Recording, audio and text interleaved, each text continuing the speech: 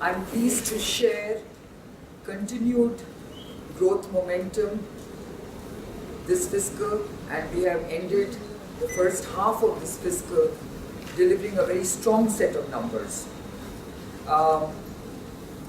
As we have disclosed, our revenue growth has delivered 21% year-on-year growth in our biopharmaceuticals business, 13% in our branded formulations business, and our research services business continues to deliver stellar performance of 36% year-on-year growth.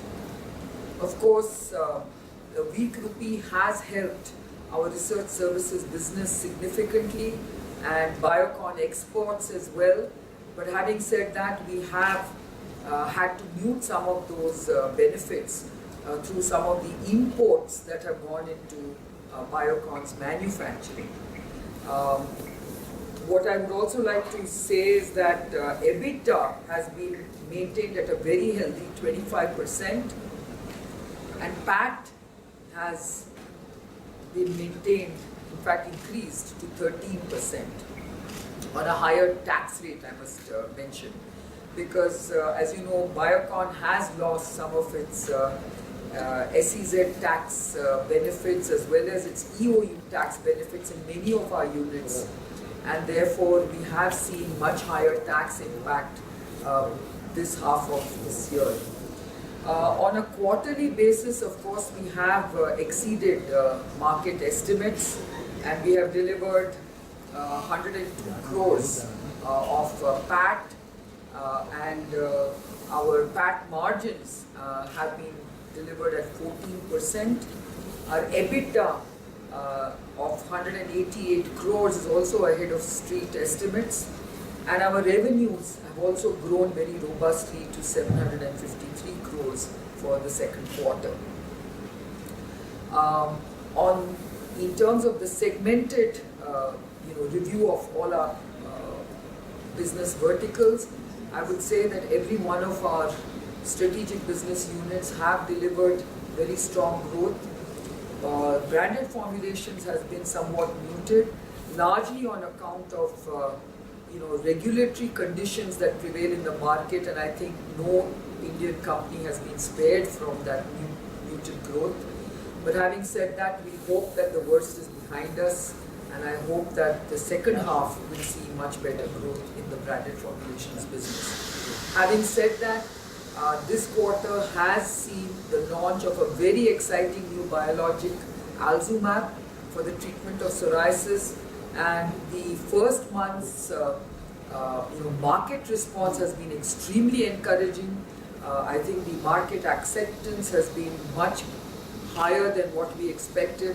So we do expect this drug to be a very big drug in India, and of course we are in the process of now getting ready to file our IND for the US and IMPD for Europe, so that we can immediately enter into global development. We continue to have partnering discussions for this molecule, which is a very exciting molecule, given that it has a large role to play in many autoimmune conditions. Rheumatoid arthritis, multiple sclerosis, Sjogren's disease, and many others are going to be pursued in terms of development efforts at Biocon. A very, very exciting breaking news that I'd like to share with you today is the fact that Science Magazine has ranked Biocon amongst the top 10 best biopharma employers globally. In fact, Biocon has been ranked 6th, and it has actually shot up from its 19th position last year to number 6 this year. And for us, this is a very proud milestone, because Science Magazine has actually evaluated this ranking on the basis of quality of research, clarity of vision, and social responsibility. And I think Biocon is very proud to get this ranking.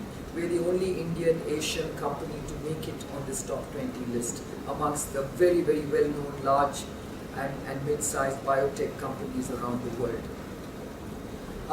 We have also seen our research services business gain even further traction. I think Syngene is now in a phase of sustained growth.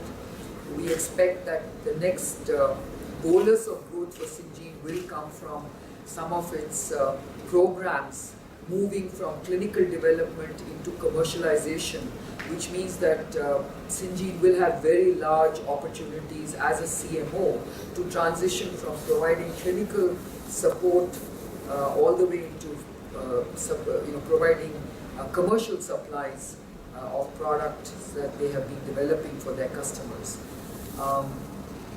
We have also been making steady progress on the research front. Our research investment continues to remain at a 9% of revenues basis, and all our programs are on track.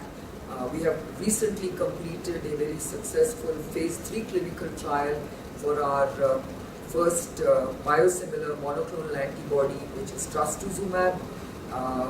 We have submitted our data to the regulatory authorities in India, and we hope that we will get regulatory approval in the very near future. The global development of trastuzumab is ongoing, and we are very excited with the opportunities that these biosimilars are providing to companies like Biocon. Insulin continues to make a lot of progress. We have seen huge success in many of our emerging market forays.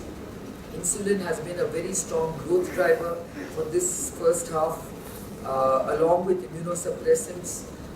We have seen very good traction of all our business efforts in LATAM, Middle East, North Africa and Southeast Asia, and in all these markets our insulins are making very strong inroads. We continue to progress our development for global registration. As you know, we have completed our phase 3 clinical trials for recombinant human insulin in Europe.